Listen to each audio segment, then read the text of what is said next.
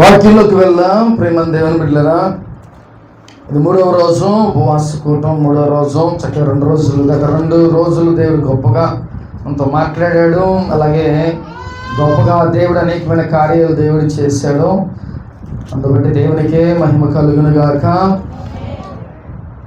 కాబట్టి ఈరోజు వాక్యంలోకి వెళ్దాం. ప్రేమ దేవుని బిడ్డలారా, సరే అందరూ బైబిల్ తీసినట్లయితే దానియేలు గ్రంథం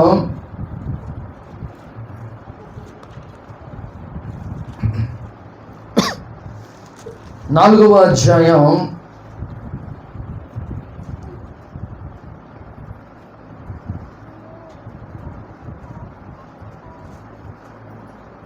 31వ వచనం ఒకసారి చదువుకుందాం. నోట ఈ మాట ఉండగా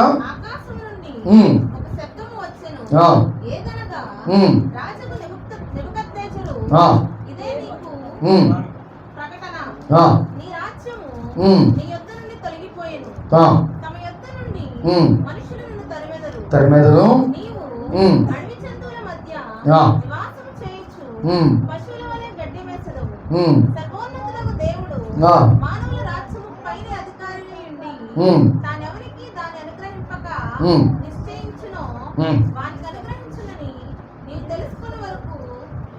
ఏడు కాలములు నీకు లాగు జరిగినని చెప్పాను. హల్లెలూయా.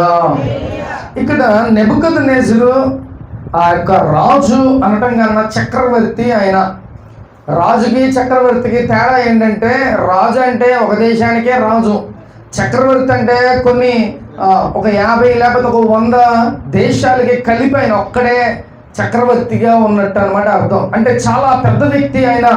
అయితే ఈ నెబుకద్నెజరుకి దేవుడు మాట్లాడుతున్నాడంట, స్వయంగా ఆకాశం నుండి ఆయన స్వరంతో మాట్లాడుతున్నాడు. ఏమనంటే, నీ రాజ్యము నీ నుంచి తొలగిపోద్ది, అలాగే 7 సంవత్సరాల పాటు మనుషులు నిన్ను తరుముతారు, 7 సంవత్సరాల పాటు నువ్వు గడ్డి మేస్తావు అని దేవుని స్వరం ఎక్కడి నుంచి వచ్చిందంట?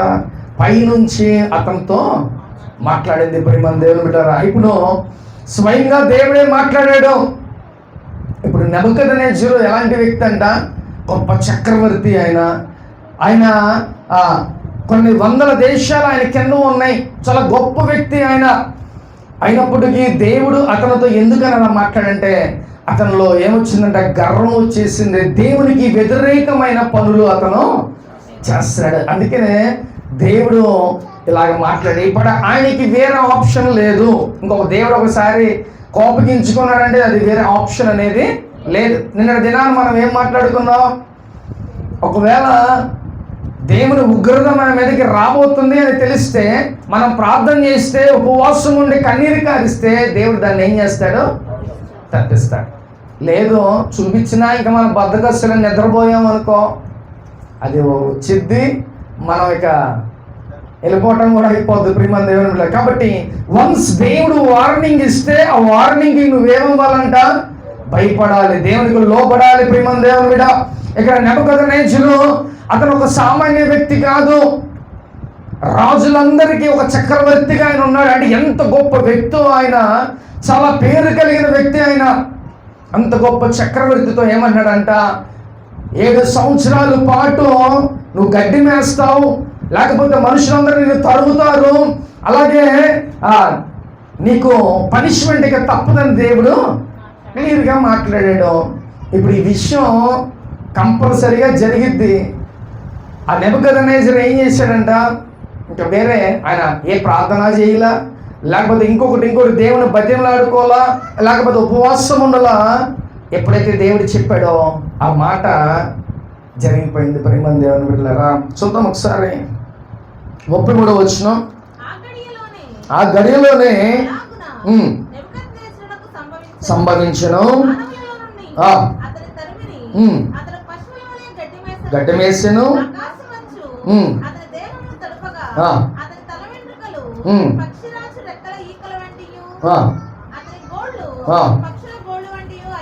చాలు. హల్లెలూయా. దేవుడు ఆ మాట ఆయనకి వార్నింగ్ ఇచ్చాడు. వెంటనే ఏమైందంట? జరిగిపోయింది. అసలు చక్రవర్తి ఏంటండి, గొప్ప రాజు గడ్డి మేయటం ఏంటి? ఈ మాట నేను ఎందుకు చెప్తున్నానంటే, ఇంత గొప్ప రాజే గడ్డి మేసాడు. దేవుడు చెప్తే, దేవునికి వ్యతిరేకంగా ఉంటే ఆయన గట్టిగా అరిచి పనిష్మెంట్ ఇస్తే, మరి సామాన్యమైన మనుషులు మనకి ఏమవ్వాలి? ఎవరైనా చక్రవర్తి, వందల రాజుల మీద ఆయన రాజు, ఆయన చక్రవర్తి. అలాంటి వ్యక్తికి దేవుడు ఏది చెప్పాడో అది ఆయన జీవితంలో సంభవించింది. అంటే గడ్డి మేసాడంట. నిజంగా చూడండి, మనుషులందరూ అతను తరివేశారంట. వెంటనే ఆ యొక్క అడవుల్లో పారిపోయి ఆ వ్యక్తి ఏం తినాల్సి వచ్చిందంట? గడ్డి మేసాడు. 7 సంవత్సరాల పాటు అతనికి ఆ పనిష్మెంట్ దేవుడు ఇచ్చాడు. ప్రియమైన దేవుడు మళ్ళీ తిరిగి దేవుడు మళ్ళీ ఆయన ఏం చేశాడంటే బతిలాడుకున్నాడు. అయ్యా నన్ను క్షమించయ్యా, ఒక్కసారి నన్ను కనికరించు ప్రభువా అని అనగానే దేవుడు మళ్ళీ ఎన్ని సంవత్సరాలు చెప్పాడో? 7 సంవత్సరాలు. ఈ 7 సంవత్సరాలు కూడా అతను పనిష్మెంట్ అనుభవించిన తర్వాత దేవుడు మళ్ళీ తిరిగి అతని రాజ్యాన్ని మళ్ళీ అతనికి అప్పచెప్పాడు. ప్రియమైన దేవుడు, హల్లెలూయా! ఎంత గొప్ప దేవుడు అండి. అసలు చక్రవర్తి, 100 దేశాలకి ఆయన చక్రవర్తి అయ్యుండి గడ్డి వేశాడంట. అలాగే మనుషులందరూ అతన్ని తరిమేశారు. అసలు అలాంటివి మనం వినటానికి కూడా అవ్వదు. ప్రియమైన దేవుని బిడ్డలారా, సామాన్యమైన మనిషి కాదు ఆయన, గొప్ప చక్రవర్తి అయినప్పటికీ దేవుడు ఒక్కసారి ఆయన చెప్పాడంటే అది జరగాల్సిందే. ఇప్పుడు ఈ పనిష్మెంట్ జరగకోకుండా ఒకవేళ ఆయన ఉపవాసం ఉన్నట్టయితే నినివే పట్టణం నాశనం అయిపోతుందంటే ఆ రాజు ఏం చేశాడండి? సింహాసనాన్ని వదిలి కిందకి దిగి గోనె పట్ట కట్టుకొని బూడిద పోసుకొని ఆయన దేవుని దగ్గర ప్రార్థన చేశాడు. ఆ ప్రార్థన ఆలకించి దేవుడు ఆ ఉపద్రవం నుంచి తప్పించాడు. ఒకవేళ నెబుకద్నెజరు కూడా అలాగే దేవుని దగ్గర బతిమలాడుకొని ఉంటే, అలాగే ఉపవాసం ఉంటే ఈ యొక్క పనిష్మెంట్ కూడా దేవుడు తప్పిస్తాడు. ఎందుకంటే మన దేవుని కోపం ఎలాంటిదంటే నిమిషం మాత్రమే ఉంటుంది. ఆయన కరుణామయుడు, దయామయుడు. ఆయన మన మీద దయ చూపించే గొప్ప దేవుడు. ప్రియమైన దేవుడు, హల్లెలూయా! ఈరోజు చక్రవర్తికే తప్పలా గడ్డి మేయటం. మరి మనం కూడా దేవుని మాటకి లోపడకపోతే మనం ఎలాంటి వాళ్ళం అంట? మన గురించి ఈ రోడ్లో చెబితే వింటారు, కొంచెం అక్కడికి వెళ్తే మన గురించి ఎవరైనా వింటారా? మనం ఎవరమో తెలియదు, అవునా కాదా? మనం ఎంతటి వాళ్ళం అండి? మనం ఏ పార్టీ వాళ్ళం? దేవుని ముందు చాలా చిన్న వ్యక్తులం మనం. కాబట్టి ప్రియమైన దేవుళ్ళ, దేవునికి లోపడండి, దేవునికి భయపడండి, దేవుని యందు భయభక్తులు కలిగి మీరు జీవించాలి. అర్థమవుతుందా? దేవునికి ధిక్కరించేలాగా, దేవునికి వ్యతిరేకంగా జీవించే వారిలాగా ఉండకూడదు. ఎందుకంటే చక్రవర్తికే తప్పలా గడ్డి మేయటం. కాబట్టి దేవుడు ఏదైనా చేస్తాడు, నీ మంచిని కోరుకుంటాడు. నువ్వు ఒకవేళ వినకపోతే నీ చెడును కూడా ఆయన కోరుకుంటాడు. జాగ్రత్త, దేవునితో ఆషామాషి కాదు. మనం ఎవరితో పెట్టుకున్నా కొంతవరకే, కానీ అసలు చేసే వ్యక్తి ఆయన దగ్గరికే నువ్వు వెళ్ళి ఆయనతోనే నువ్వు పెట్టుకుంటే అసలు ఏమైందో ఒకసారి ఆలోచించే ప్రియమైన దేవుని మీద. కాబట్టి ఈరోజు దేవుడు చక్రవర్తి ఆ యొక్క నెబుకద్నెజరునే దేవుడు ఏం చేశాడంట? గడ్డి మేసేలాగా చేశాడు. రాజభోగాలు అనుభవించాడు. ఆయన చిటికేస్తే కొన్ని 100 రాజ్యాల నుంచి సైనికులు వస్తారు, లేకపోతే ఏది కావాలంటే అది అనుభవించే వ్యక్తి. అలాంటిది దేవుని ముందు ఎలాంటి వాడంట? చాలా చిన్న వ్యక్తి. కాబట్టి దేవుడు ఆయన ఏం చేశాడంట? ఎప్పుడైతే ఈ యొక్క అరణ్యములో, అడవుల్లో ఆయన ఉండగా, ఆ బాధలు పడతా ఉండగా, అప్పుడు దేవుడు గుర్తొచ్చాడు. దేవా, ఒక్కసారి నన్ను క్షమించవా అని ఆయన బతిమలాడుకున్నాడు. చూద్దాం ఒకసారి 34 వచనం.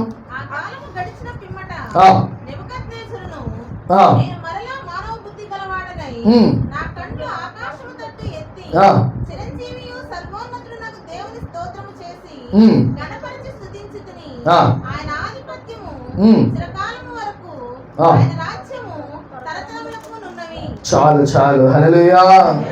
ఏమైందంట? ఆయన బుద్ధి మానవ బుద్ధి. అంటే రాజు చక్రవర్తి, మనం చాలాసార్లు ఎవరైనా కొంచెం గర్వంగా ఉండటం, లేకపోతే కొంచెం కోపంగా ఉండే వ్యక్తులు మనం ఏమంటామంటే వాడి కళ్ళు నెత్తికెక్కినీరా అంటూ ఉంటాం, అవునా? అంటే వాడికి ఇక ఏమి కన్ను మీద కానరాట్లా అంటారు. అలాగే ఈ రాజు కూడా ఆయనకి ఏమిందంటే కళ్ళు నెత్తికెక్కిపోయినాయి.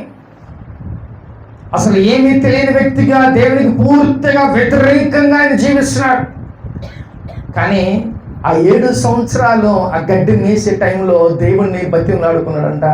అయ్యా నన్ను క్షమించయ్యా, నాకు మళ్ళీ మానవ బుద్ధి అంటే తిరిగి ఎలాగంటే దేవుడు అనేవాడు ఒకడు ఉన్నాడు, ఆయన మనకి పనిష్మెంట్ ఇస్తాడు, ఆయన ముందు మనం తోక జారించకూడదు అనే విషయం ఆయనకి అర్థమయ్యి ఏమైపోయాడంట, దేవునికి బెండైపోయి ప్రభువా ఒక్కసారి నన్ను క్షమించి తిరిగి మళ్ళీ నా రాజ్యాన్ని నాకు మరి 7 సంవత్సరాలు అడవిలో ఉండి ఆయన గడ్డి మేస్తుంటే ఇప్పుడు 7 సంవత్సరాలు ఎవరో ఒకరు రాజ్యాన్ని పరిపాలిస్తూ ఉంటాడు. 7 సంవత్సరాలు అయిపోతే అసలు నెబుకద్నెజరు ఎవరో కూడా గుర్తుపెట్టుకోరు. అలాంటిది మళ్ళీ తిరిగి ఆయన రాజుని ఎలా చేయగలడం? అసలు అయ్యిద్దా అది? ఏమండి, అది అసాధ్యం. ఇప్పుడు తమిళనాడులో విజయ్ ఆయన సీఎం అవుతే చాలా నానా తప్పలు పడుతున్నాడు, చాలా స్ట్రగుల్ అవుతున్నాడు. అలాంటిది ఇప్పుడు ఈయన 7 సంవత్సరాలు అడవుల్లో ఉన్నాడు, ఈ వ్యక్తి మళ్ళీ వచ్చి రాజు ఎలా అవుతాడు? కానీ దేవుడు ఏదైనా చేయగలడు, ఎందుకంటే ఆయన చేతిలో ఉంది, రాజ్యం ఆయన చేతిలో ఉంది, అధికారం ఆయన చేతిలో ఉంది. అరే నువ్వు సీఎం అవ్వాలంటే నువ్వు సీఎం అవ్వాల్సిందే. మనం అనుకుంటాం మనం ఓటేసాంగా గెలిచారు అనుకుంటాం, అది కాదు ప్రియమైన దేవుని బిడ్డ. దేవుడు అక్కడ కూర్చోబెడితేనే ఒక వ్యక్తి అక్కడ కూర్చుంటాడు. రాజులు నియమించేవాడు నేనే, అధికారులు నియమించేవాడు నేనే.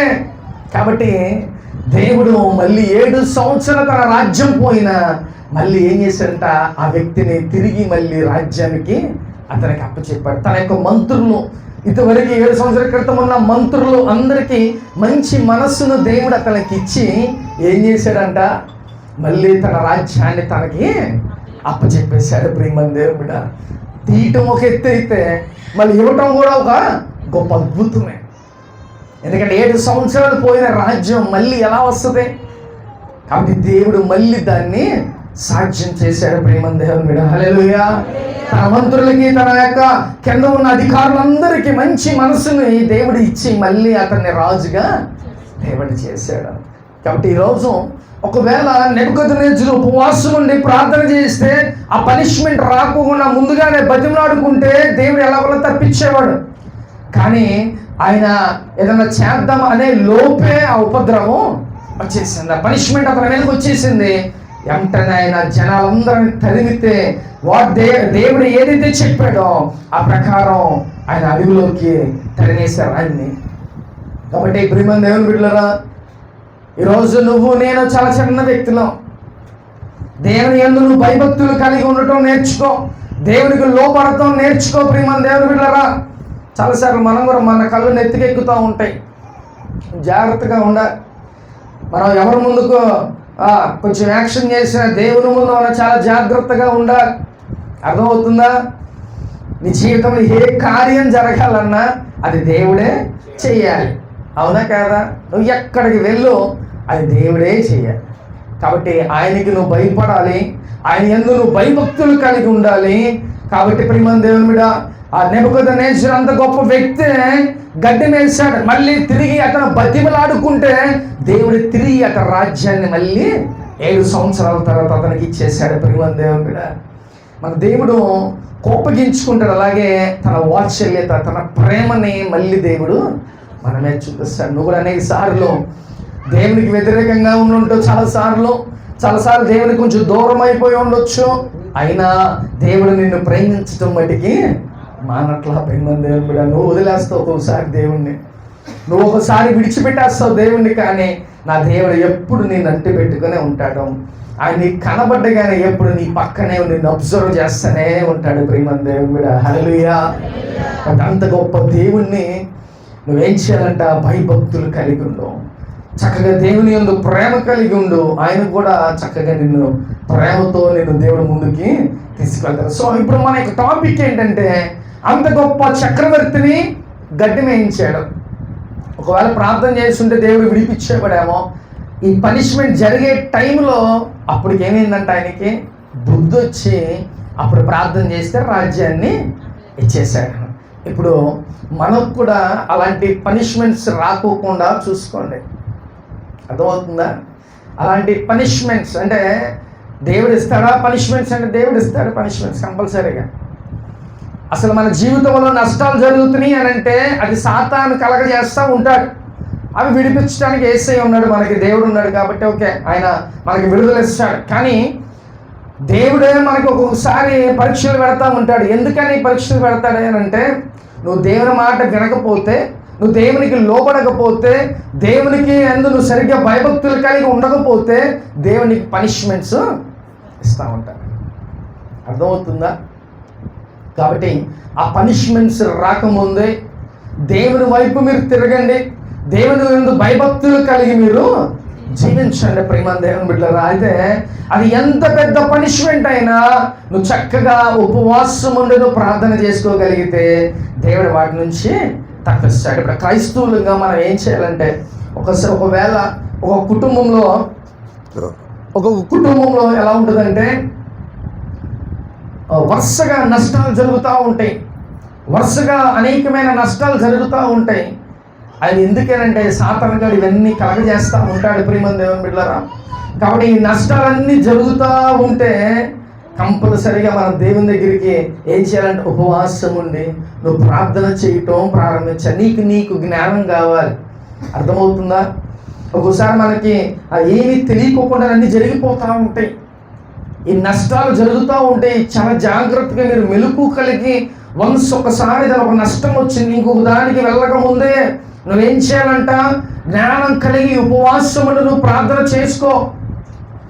అంతేగాని నువ్వు మెలుగుగా లేకపోతే అంతా కూడా నష్టపోతావు. అర్థమవుతుందా ప్రియమైన దేవుని బిడ్డలారా? నువ్వు నష్టపోతావు ప్రియమైన దేవుని బిడ్డ. దేవుని యందు నువ్వు భయభక్తులు కలిగి జ్ఞానం కలిగి నువ్వు జాగ్రత్తగా ఈ లోకంలో నువ్వు ఉండాలి.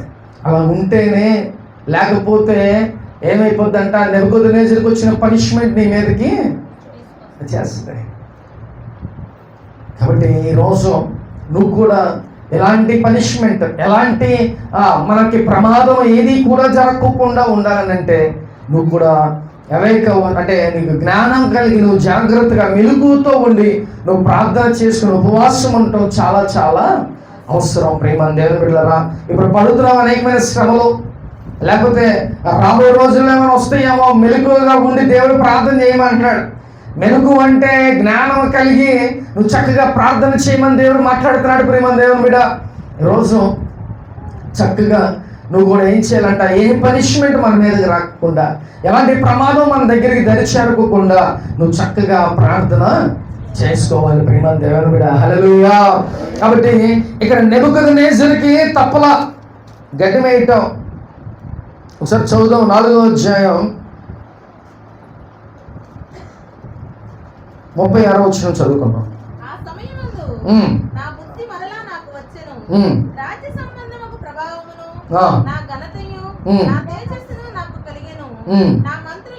నా మంత్రులను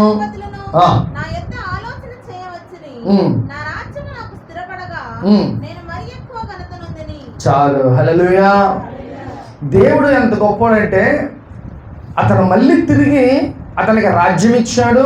అలాగే దేవుడు ఏం చేశాడంట, అంతకు ముందున్న పేరు కన్నా ఇంకా గొప్ప పేరుని అతనికి ఇచ్చాడంట. అంటే దీన్ని బట్టి దేవుని ప్రేమ ఎంత గొప్పదో మనం అర్థం చేసుకోవచ్చు. ఆయనే గాయపరుస్తాడు, ఆయనే స్వస్థపరుస్తాడు. కాబట్టి ఈరోజు దేవుడు అతనికి గొప్ప పేరుని, అంతకుముందు ఉన్న కన్నా ఇంకా గొప్ప పేరుని అతనికి ఇచ్చాడు. తన మంత్రులకి, తనకు ఉన్న కింద అధికారులు అందరికీ మంచి మనస్సుని అతనికి ఇచ్చి చక్కగా ఆయన మళ్ళీ తిరిగి రాజ్యంలో రాజ్య సింహాసనాన్ని అతనికి దేవుడు అనుగ్రహించి ఇదివరకు కన్నా ఇప్పుడు ఇంకా గొప్ప పేరుని అతనికి అనుగ్రహించేశాడు ప్రియమైన దేవుని. హల్లెలూయా. కాబట్టి ఫస్ట్ పాయింట్ ఏంటంటే, అంత గొప్ప వ్యక్తికే తప్పలా గడ్డి మేయటం. మనం ఎంత, ఏమంటే దేవుని ముందు మనం ఎంత. అలాగే ఒకవేళ ఏదైనా పనిష్మెంట్ వచ్చింది, ఇమీడియట్గా నువ్వు రియాక్ట్ అయ్యి నువ్వు ప్రార్థన చేసుకుంటే, ఉపవాసం ఉంటే ఆ ప్రమాదం నుంచి దేవుడు తప్పిస్తాడు. అర్థమవుతుంది? 2 పాయింట్స్. ఏదైనా ప్రమాదం వస్తుంది, నువ్వు జ్ఞాపకం చేసుకొని నువ్వు జ్ఞానము కలిగి నువ్వు మళ్ళీ ఉపవాసం ఉండి ప్రార్థన చేసుకోవటం మొదలుపెట్టి ఆ ప్రమాదం మన దగ్గరికి రాకుండా దేవుడు చేస్తాడు ప్రియమైన దేవుడు. కాబట్టి ఈరోజు ఉపవాసం ఎందుకు ఉండాలయ్యా అంటే మంచిగా నీకు ఏ ప్రమాదం జరగకుండా దేవునికి నువ్వు దగ్గరయ్యేలాగా దేవుడు నీకు చేస్తాడు. యేసుప్రభు వారు కూడా 40 రోజులు ఉపవాసం ఉన్నాడు. ఆయన బాప్తిసం తీసుకోగానే వెంటనే ఆయన కొండ మీదకి వెళ్ళిపోయి ఆయన ఉపవాసాలు 40 రోజులు ఉపవాసాలు ఆయన ఉన్నాడు. 40 రోజులు ఉపవాసాలు వెంటనే ఎందుకు ఉన్నాడు ఆయన అంటే మంచిగా మినిస్ట్రీని చేయాలి, సేవని ఆయన ఇంకా 3.5 సంవత్సరాల పాటు ఆయన సేవను చేయాలి. కాబట్టి ఆత్మికంగా బలపడాలి. అలాగే ప్రియమైన దేవుని బిడ్డలారా, సాతాన్ని జయించాలని ఆయన ఉపవాసాలు ఉండి చక్కగా మళ్ళీ ఆయన మినిస్ట్రీని స్టార్ట్ చేశారు. ఇప్పుడు యేసయ్య ఈ 2 విషయాల కోసం ఆయన ఉపవాసం ఉన్నాడు. ఏమేమి విషయాలంట? సాతాన్ని జయించడానికి, అలాగే మినిస్ట్రీని చేయటానికి ఆయన ఉపవాసాలు ఉన్నాడు. ఆయన చేశాడు ఉపవాసాలు. అలాగే చక్కగా మంచి సేవ, ఆయన 3.5 సంవత్సరాల పాటు సేవను చేశాడు. ఆ యొక్క ఉపవాసాలు అవ్వక ముందే సాతాన్ని ఆయన జయించాడు. అలాగే మినిస్ట్రీని కూడా ఆయన గొప్పగా 3.5 సంవత్సరాల పాటు చక్కగా ఆయన సువార్తని చేశాడు. ప్రియమైన ఈరోజు మనం కూడా ఉపవాసాలు ఉంటున్నాం. మనం దేనికోసం ఉంటున్నాం? అయ్యా నా అప్పులు తీరాలి, లేకపోతే ఇంకొకటి ఓకే మంచిది, చక్కగా కొన్ని పాయింట్స్ పెట్టుకుని మనం ఉపవాసం ఉంటే ఆ కార్యాలు దేవుడు చక్కగా మన జీవితంలో జరిగిస్తాడు. ఏ శ్రమలైతే అనుభవిస్తున్నావో, లేకపోతే ఏది మన జీవితంలో జరగాలనుకుంటున్నావు, లేదా ఏ ఉపద్రవం మన దగ్గరికి రాకోకుండా ఆపాలని నువ్వు అనుకుంటున్నావో, దానికి ఒకటే ఉపవాసం అనేది కంపల్సరీగా అది ఏది రాకోకుండా అడ్డుపడుతుంది. ప్రియమైన దేవుని బిడ్డలారా, హల్లెలూయా. కాబట్టి ఉపవాసం ఉంటే నీకే మేలు, నీ కుటుంబానికి మేలు, చక్కగా నీ అభివృద్ధికి అది చాలా మేలుకరంగా ఉంటుంది. ఉపవాసం ఏదైనా ఆపేస్తుంది ప్రియమైన దేవుని బిడ్డ. కాబట్టి దేవుడు బైబిల్ గ్రంథంలో అనేకమైన ఉపవాసాలు మనకు ఉన్నాయి. ఎస్తేరు ప్రార్థన చేయగా ఇజ్రాయేలు ప్రజల్లో 127 సంస్థానంలో ఉన్న యూదులందరినీ దేవుడు కాపాడాడు. కేవలం 3 రోజులు ఉపవాసాలు ఉండటం మూలానే నడి రోడ్డు మీదకి వచ్చేసి ప్రార్థన ఉపవాసాలు ఉండిపోయారు వాళ్ళు. 127 సంస్థానాలకి ఆయన రాజు, ఆ టైంలో ఆ రాజు ఏం చేశాడంటే మనసు మార్చి ఆ యొక్క 127 సంస్థానంలో ఉన్న యూదులందరినీ దేవుడు కాపాడాడు. కేవలం ఉపవాస ప్రార్థన మూలానే. ఉపవాస ప్రార్థన మూలన అనేకమైన కార్యాలు దేవుడు చేస్తాడు. సో నువ్వు కూడా ఉపవాసాలు ఉండడం నేర్చుకో. ఉపవాసాలు ఉండటం మంచిది ప్రియమైన దేవుని బిడ్డ. వారానికి ఒకసారన్నా మనం ఉపవాసం ఉండటం నేర్చుకోండి ప్రియమైన దేవుని బిడ్డ. ఒక రోజు పెట్టుకుని ఆ రోజు చక్కగా దేవునితో మనం మాట్లాడడం మీరు అలవాటు చేసేసుకోండి ప్రియమైన దేవుని బిడ్డ. హల్లెలూయా. సో ఇప్పుడు దేవుడు దేనికి ఫాస్టింగ్ ఉన్నాడు, దేనికి ఉపవాసం ఉన్నాడంటే అతను చక్కగా ఆత్మీకంగా ఎదగటానికి, లేకపోతే సాతాన్ని జయించడానికి, అలాగే గొప్పగా సువార్తని ఆయన చేయటానికి. ఈరోజు నువ్వు కూడా దేనికుంటున్నావో అవి ఉపవాసం ఉంటే నువ్వు జయించగలవు, అవి నువ్వు పొందుకోగలవు ప్రియమైన దేవుని బిడ్డ. కంపల్సరీగా ఉపవాసం ఉండు. అది ఏదైనప్పటికీ దేవుడు నీ జీవితంలో గొప్ప కార్యాలు చేస్తాడు. ఒకవేళ మనకేమైనా అనారోగ్యం ఉందా, ఉపవాసం ఉండు, దేవుని స్వస్థతని ఇస్తాడు. అర్థమవుతుందా? ఏదైనప్పటికీ అది ఏ కారణమైనా సరే ఉపవాసం ఉండి దేవుణ్ణి బతిమలాడుకోవాలి, దేవుని దగ్గర కన్నీరు కార్చాలి. అప్పుడు దేవుడు కనికరిస్తాడు. ఈ నెబుకద్నెజరు ఎలాగైతే తిరిగి మళ్ళీ తన యొక్క సంస్థానాన్ని, తన రాజ్యాన్ని అప్పచెప్పాడో అటు విధంగా మనం కూడా బతిమలాడుకుంటే, మనం కూడా అసలు మన దేవుని ముందు ఎంత వాళ్ళం, నేను ఏ పార్టీ వాడినయ్యా అని నువ్వు అనుకుంటే చక్కగా దేవుడు ఎప్పుడూ చక్కగా నేను దేవుడు కరుణిస్తాడు. దేవుడు ఏం మాట చెప్పినాడు? ఎవడైతే తగ్గించుకుంటాడో వాడిని నేను హెచ్చిస్తాను. కాబట్టి తగ్గించుకో. ప్రతి విషయంలో నేనెంత, లేకపోతే నా బ్రతికి ఎంత, దేవుని ముందు మనం ఎంత అని నువ్వు అనుకోగలిగితే దేవుడు నేను ఎప్పుడు వర్ధిల్లింప చేస్తాడు. అర్థమవుతుందా? లేకపోతే నీ జాబును బట్టో, లేకపోతే నీకున్న వెనక డబ్బును బట్టో, నీకున్న బంగ్లాలు బట్టో, లేకపోతే నీకున్న పొలాలు స్థలాలు బట్టో నువ్వు విర్రవీగావనుకో, నెబుకద్నెజరు ఏమైందంట? 100 రాజ్యాలకి అధిపతి ఇల్లు గడ్డి మేసాడు. మనం ఎంతండి? కాబట్టి దేవుని ముందు మనం ఆఫ్టర్ ఆల్ మనం చాలా చిన్న వాళ్ళం, కాబట్టి ప్రియమైన దేవుడు, కానీ దేవుడికి నువ్వు ఇష్టడుగా జీవించు, దేవుడు నిన్ను ఆయనే గొప్ప చేస్తాడు. ఆయన ఎలాగంటే నెబుకద్నెజరుకి తిరిగి మళ్ళీ గొప్ప ఖ్యాతిని, పేరుని ఆయన మళ్ళీ ఇచ్చాడంట. కాబట్టి దేవుడు ఒకళ్ళు హెచ్చించేవాడు ఆయనే, ఒకళ్ళు తగ్గించేవాడు కూడా ఆయనే. మళ్ళీ హెచ్చిస్తాడు, మళ్ళీ నువ్వు ఏదైనా దేవునికి వ్యతిరేకంగా ఉన్నావా మళ్ళీ డౌన్ చేసేస్తాడు. అర్థమవుతుందా? ఇప్పుడు నెబుకద్నెజరు అదే పరిస్థితి. కాబట్టి ఇక్కడ యేసయ్య ఈ 2 విషయాలు ఆయన గ్రోత్ అవటానికి ఆయన ఉపవాసాలు ఉన్నాడు, 40 రోజులు ఉపవాసాలు. అలాగే మోషే కూడా 40 రోజులు ఉపవాసాలు ఉన్నాడు. దేవుడు ఏం చెప్పండి, నువ్వు ముందు కొండ మీదకి రా అన్నాడు. ఏదో వాటర్ బాటిల్ పట్టుకో, మనం ఉపవాసాలు ఉంటే మేము ఒకసారి కొండ మీద ఉన్నాం, 3 రోజులు కొండ మీదే ఉన్నాం, 3 పాస్టర్లు వెళ్ళాం. అయితే ఒక పాస్టర్ ఆయన నైట్ అయింది, పాములు వస్తే నిద్ర కూడా పోవట్లేదు, ఆయన పైన 3 రోజులు అక్కడే ఉన్నాం. చక్కగా మేమేం ప్రిపేర్ చేసుకుంటే ఒక వాటర్ క్యాన్ చక్కగా ఫిల్ చేసుకొని ఒక గ్లాసు తీసుకొని కొండ మీదకి వెళ్ళిపోయాం. పూర్తిగా 3 days మేము ఉండిపోయాం. అయితే మనకు ఆ ధ్యాస లేదు, పాములు వస్తాయో లేకపోతే ఇంకోటి వస్తాయో అది లేదు, మనకి వెళ్ళిపోతే పోతాం, దేవుళ్ళలో ఉంటాం సంతోషంగా. కాబట్టి ఆ 3 days మాకు మంచి అనుభవాలు, దేవుడు మాతో మాట్లాడడం ఇవన్నీ జరిగినాయి. కానీ ఆ సేవకుడికి ఏమైపోయిందంటే భయం వచ్చేస్తుంది, ఎక్కడ పాము వచ్చేది. మళ్ళీ పొద్దున మంచి యాడ్జీగా ఉన్నాడు, ఎందుకు చక్కగా వెలుతురుగా ఉంటుంది. కాబట్టి అలాగే మేము ఏం చేస్తామంటే ఉపవాసం అప్పుడు అసలు ప్రిపేర్ అయ్యేవాళ్ళం.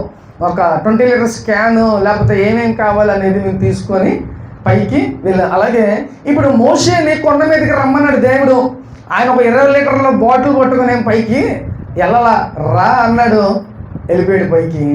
40 రోజుల పాటు దేవునితోనే ఉన్నాడు.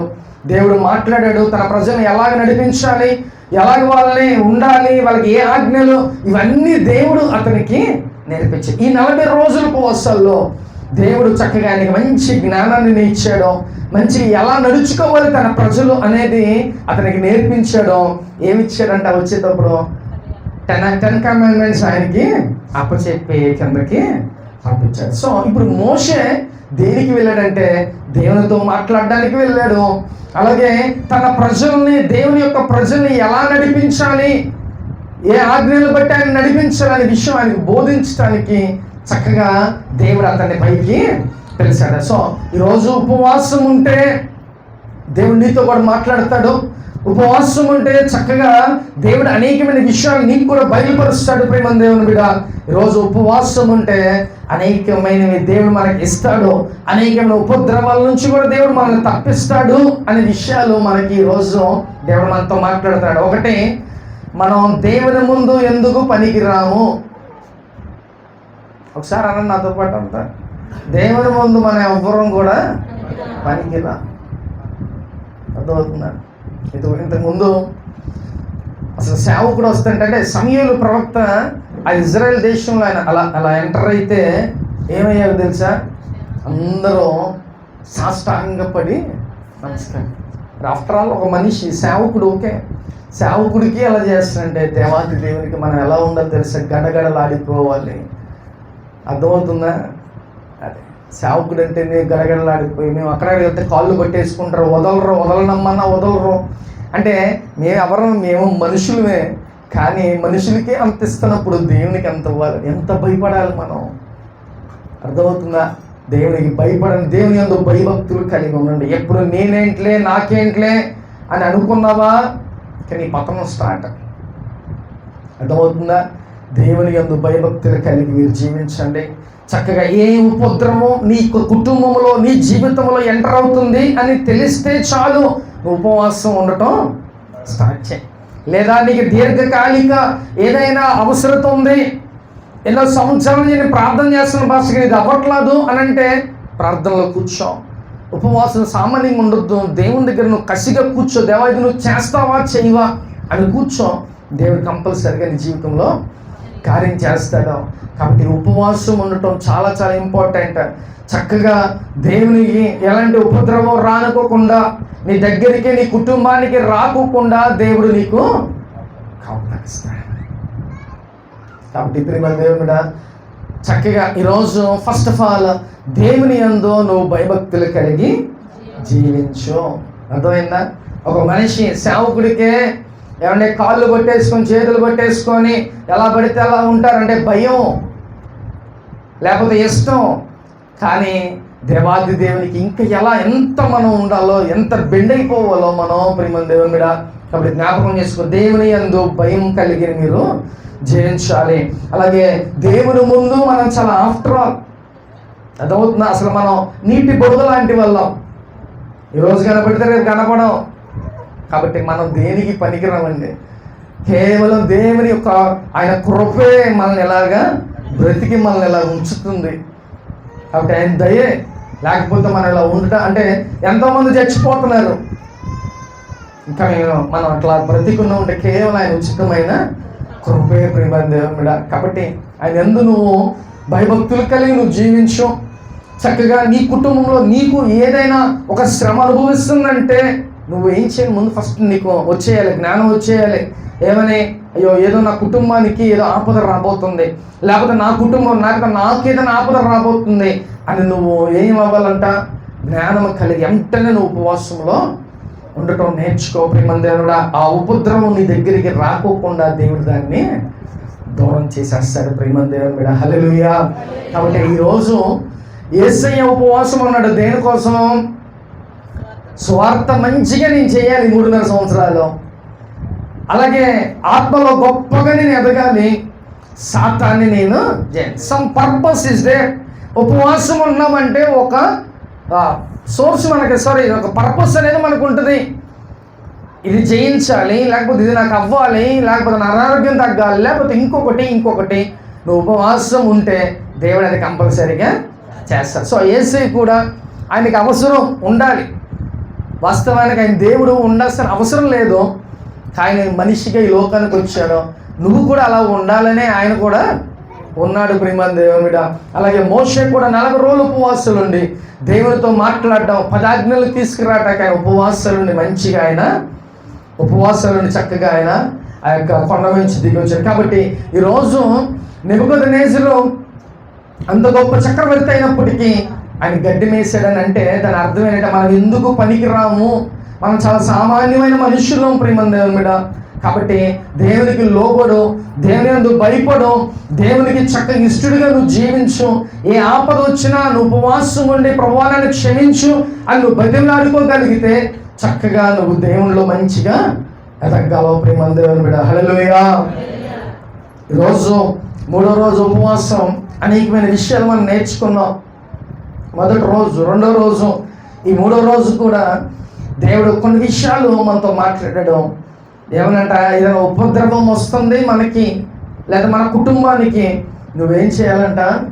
ఉపవాసం అంటే ప్రార్థన, బతిమలు అడుగు దేవుని, ఇటు నుంచి ఇది రాకోకుండా నన్ను కాపాడు, లేకపోతే ఈ వచ్చిన వాటి నుంచి జయించే శక్తి నాకు ఇవ్వయ్యా అని నువ్వు ప్రార్థన చేసుకోవాలి ప్రియమైన దేవుని బిడ్డ. హల్లెలూయా.